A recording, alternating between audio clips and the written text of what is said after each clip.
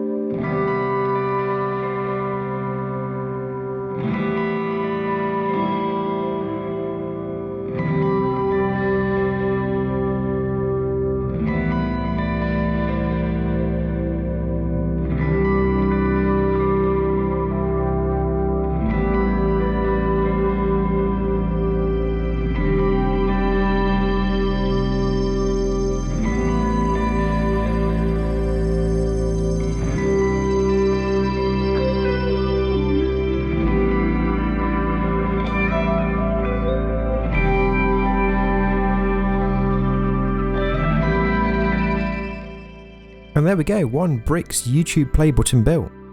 Hope you've enjoyed this video. If you have, make sure you hit that like button, and why not subscribe as well if you want to see more videos from me. Thanks for watching, and I will see you next time.